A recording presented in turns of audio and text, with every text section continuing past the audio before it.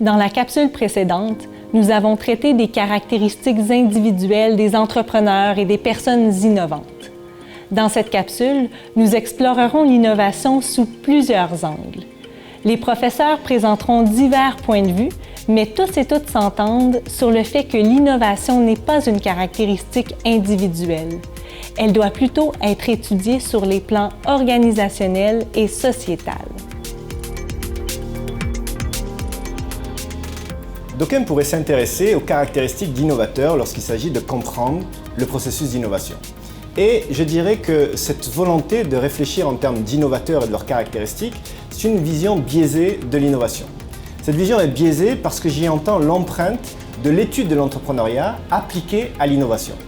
Et en réalité, la réflexion dans le cadre de l'innovation a décidé ou a tenté de s'émanciper de cette dépendance aux individus pour voir l'innovation non pas comme l'objet d'un effort individuel, mais plutôt comme l'objet d'un effort organisationnel. Donc il y a une bonne partie des réflexions sur l'innovation qui ne portent pas sur des individus, mais sur des départements qui concentrent les efforts d'innovation. Par exemple, le plus symptomatique, c'est le département de recherche et développement. Lorsqu'on concentre tous ces efforts dans un seul département. Au-delà de ce département de recherche et développement, où certaines entreprises investissent là-dedans, comme Bombardier par exemple, eh bien certains se sont dit, après tout, est-ce que l'innovation peut exister à l'extérieur du département de recherche et développement, ou est-ce que des entreprises qui n'ont pas de département de recherche et développement pourraient développer des innovations? Et effectivement, l'idée ou la compréhension de l'innovation est sortie de ces départements de R&D, et on s'est dit, qui d'autre dans l'entreprise pourrait être à l'origine de l'innovation? Et c'est là qu'on a commencé à travailler sur quelque chose qui s'appelle Knowledge Workers, les travailleurs de la connaissance. Pensez par exemple à l'entreprise Google qui, pendant plusieurs années, a libéré du temps pour l'ensemble de ses ingénieurs pour qu'ils travaillent sur des idées d'innovation. Donc l'ensemble des ingénieurs, ça veut dire y compris ceux qui étaient au département de R&D, mais aussi tous les autres.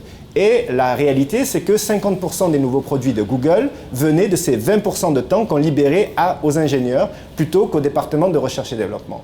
Et d'autres se sont dit, oui, mais qu'est-ce qui se passe pour les autres employés?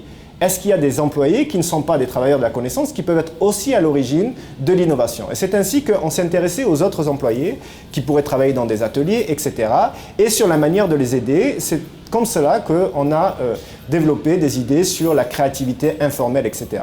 Alors là, on pourrait penser que c'est terminé dans l'effort organisationnel puisque maintenant on est à réfléchir sur l'ensemble des employés.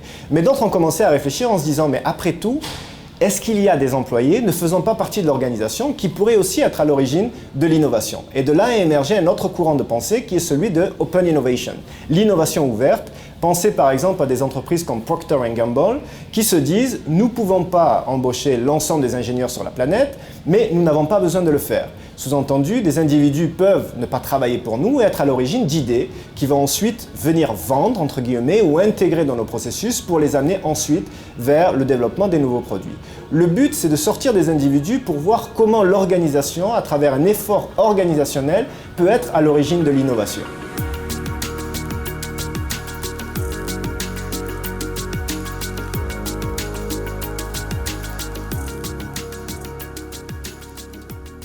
Quelles sont les caractéristiques des organisations innovantes? C'est un petit peu la question à $1 million. Toutes les entreprises veulent adopter ces fameuses caractéristiques, les mettre de l'avant. Et la réalité, c'est qu'il y a une entreprise sur 8 à peu près qui va véritablement investir, pousser pour avoir ces caractéristiques de manière récurrente. Okay?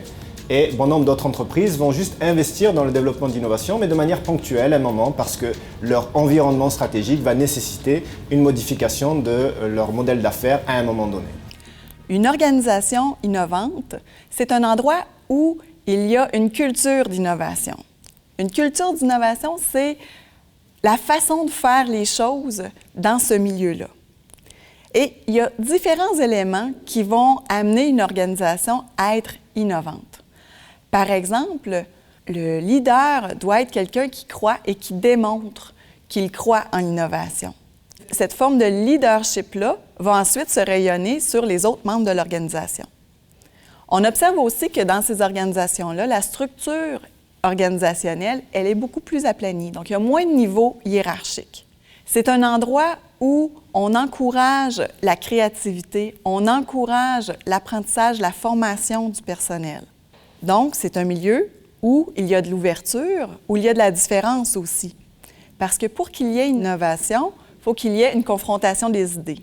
Si tous les gens à l'intérieur d'une organisation pensent de la même façon, ça va être très difficile d'innover parce qu'il n'y aura pas cette confrontation-là des idées. En plus, il faut être en mesure de pouvoir reconnaître les bons coups des employés qui ont des idées innovantes.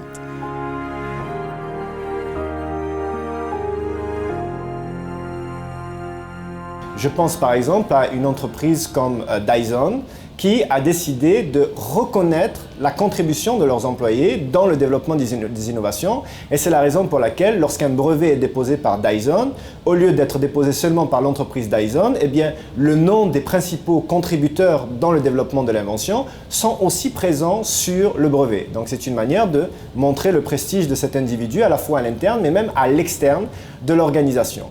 Donc une organisation innovante, c'est vraiment un endroit où on met en place le climat qui va favoriser la créativité des employés, leur apprentissage, puis qui va leur permettre d'être motivés à faire les choses différemment, à faire les choses d'une meilleure façon.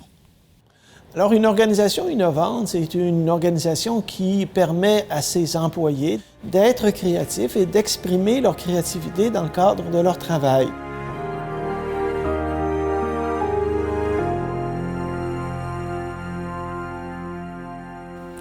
C'est important de faire la différence entre une invention et une innovation. Une invention, c'est quelque chose de nouveau. Par exemple, les cahiers de Léonard de Vinci sont pleins d'inventions qui n'ont pas nécessairement été commercialisées. Donc, ce ne sont pas des nouvelles façons de faire qui ont vu le jour. À l'inverse, une innovation, c'est quand il y a quelque chose de nouveau, mais qui est diffusé et qu'il y a des gens qui en voient la valeur et qui se mettent à l'utiliser. Par exemple, on pourrait prendre le iPad. Le iPad, c'est quelque chose de nouveau qui a été diffusé dans le marché et les gens, en l'utilisant, ont vu la valeur ajoutée du produit et l'ont incorporé dans leur quotidien. Donc, c'est devenu une innovation. Comprendre la différence entre l'invention et l'innovation est un passage obligé dans la compréhension du phénomène d'innovation. Et c'est d'autant plus important parce que souvent les mots invention et innovation sont utilisés de manière interchangeable alors qu'ils présentent une réalité qu'on peut poser avec des frontières conceptuelles. Si je devais simplifier, je dirais que l'invention et l'innovation sont deux états différents dans l'histoire d'une vie, d'une idée d'amélioration. Ces deux états différents correspondent à deux temps qui sont la création d'une part et l'application d'autre part. Il y a un troisième temps qui vient s'ajouter dans l'histoire de cette vie, c'est celle de la destruction parce que fatalement, les idées qu'on va créer et appliquer vont disparaître à un moment donné.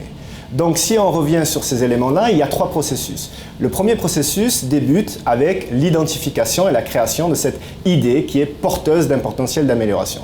C'est un potentiel d'amélioration parce que jusqu'à présent, personne ne l'a encore mis en application, donc on est juste dans le potentiel. C'est là que nous créons l'invention. L'invention peut être matérialisée soit parce qu'elle est griffonnée sur un bout de papier, soit parce qu'on a développé un prototype, voire même qu'on a déposé et obtenu un brevet. Ensuite commence un deuxième processus, et ce processus, c'est celui qui aboutit à l'innovation. L'innovation, c'est-à-dire le moment où on met en application cette idée d'amélioration.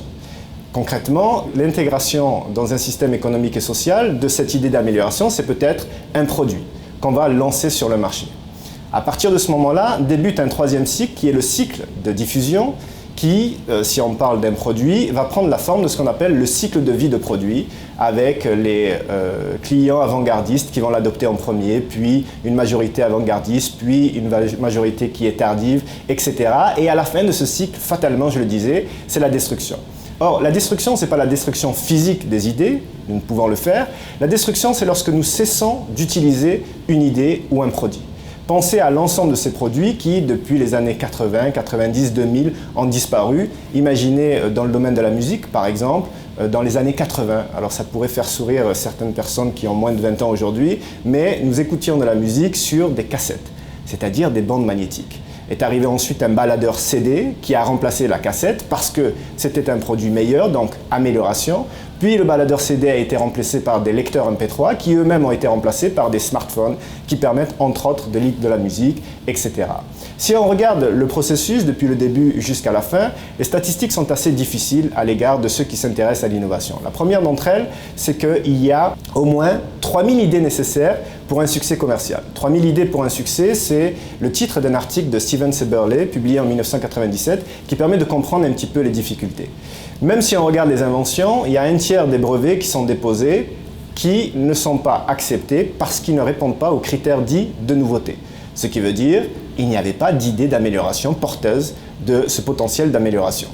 Et ensuite, si on regarde les brevets qui sont acceptés, donc on reconnaît qu'il y a un potentiel d'amélioration, eh bien il y en a un tiers d'entre eux que les entreprises possèdent qui ne seront jamais appliqués parce qu'ils ne trouveront pas l'équilibre entre le profit qu'on attend, qui peut être économique, etc., et le risque que les entreprises sont prêtes à mettre là-dedans.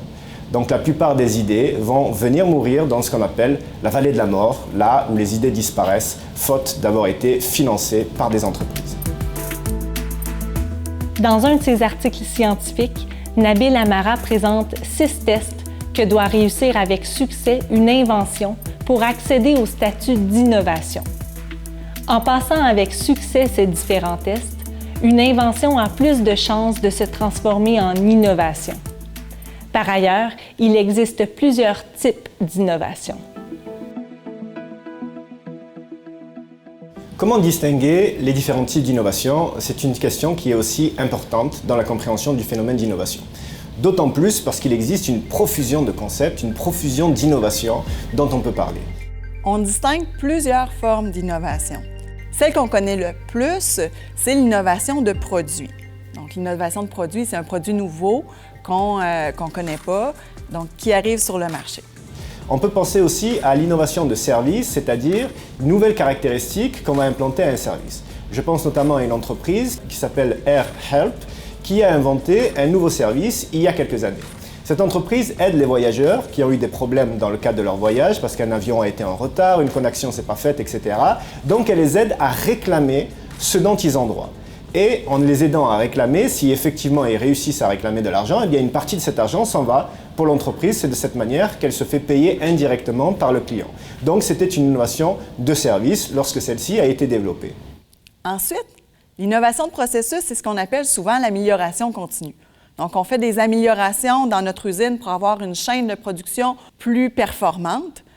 Donc, cette nouvelle façon de faire-là est une innovation de processus.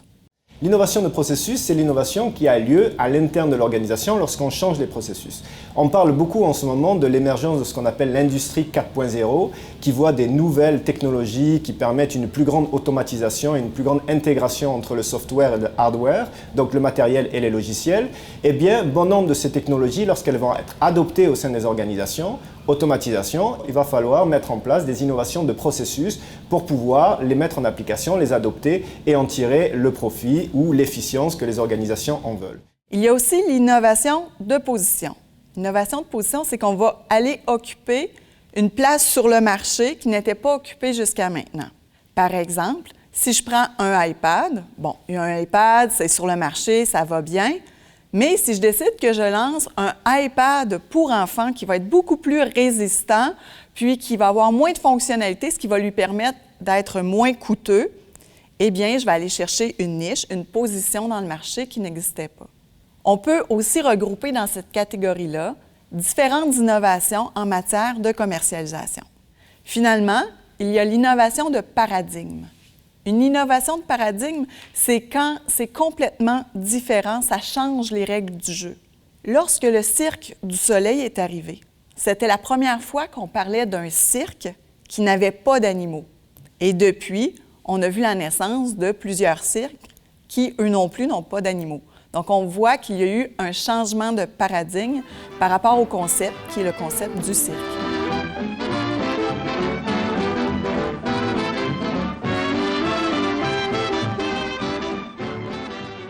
Un dernier type d'innovation dont il faut parler, ce que certains considèrent comme étant la manière ou la forme la plus aboutie de l'innovation, c'est l'innovation du modèle d'affaires. Et l'innovation du modèle d'affaires, c'est lorsque l'on change de grands éléments du modèle d'affaires, donc le segment de client, la manière dont on interagit avec le client, la proposition de valeur, etc. Un exemple qui est souvent cité et qui permet de comprendre cette migration d'une entreprise d'un modèle d'affaires vers un autre modèle d'affaires, c'est celui de IBM. Alors certains se rappelleront peut-être, mais dans les années 90 jusqu'à 2000, IBM, c'était un fabricant d'ordinateurs. Ils vendaient des ordinateurs. Et puis, dans les années 90-2000, ils se sont rendus compte qu'il y a quelque chose qui changeait dans leur environnement et que s'ils continuaient à vendre des ordinateurs, eh bien, ils devraient se battre, concurrencer par rapport à des entreprises qui auraient des coûts bien moindres que les leurs et qui seraient capables de faire des ordinateurs d'aussi bonne qualité que les leurs. Plutôt que d'essayer de se battre sur les coûts, ils ont décidé de changer radicalement leur manière de faire. Donc, ils ont vendu la fabrication des ordinateurs à une entreprise qui s'appelle Lenovo, qui est en Chine, et ils ont décidé d'offrir des services. Et c'est ainsi que, alors que quasiment 100% de leur chiffre d'affaires dans les années 90-2000 se faisait sur les produits, aujourd'hui, quasiment 100% de leur chiffre d'affaires se fait sur des services. C'est un exemple d'innovation du modèle d'affaires. Entre l'invention et l'intégration de cette invention qui devient une innovation, qui devient une transformation, il y a plusieurs étapes. Une de ces étapes, c'est lorsque la nouveauté, le nouveau produit, le nouveau service, la nouvelle pratique est introduite dans une communauté, dans un milieu social. Mais le milieu social doit se l'approprier. Il doit l'adapter pour que ça ait du sens pour lui. Et ce processus d'adaptation-là opère de deux façons. Le premier processus, c'est l'ancrage. Dès qu'il y a une nouveauté qui arrive dans notre communauté, on essaie de l'ancrer en le comparant à ce qui existe déjà. Une fois que le processus d'ancrage est entamé, il y a un autre processus qui s'appelle le processus d'objectivation, qui, lui, consiste à rendre concret ce qui est abstrait, sous la forme d'une image. On dit « une image vaut 1000 mots ». Et donc, ce processus-là d'appropriation de la nouveauté va faire en sorte qu'elle va plus facilement ou non s'intégrer au milieu social et va pouvoir avoir un impact à long terme.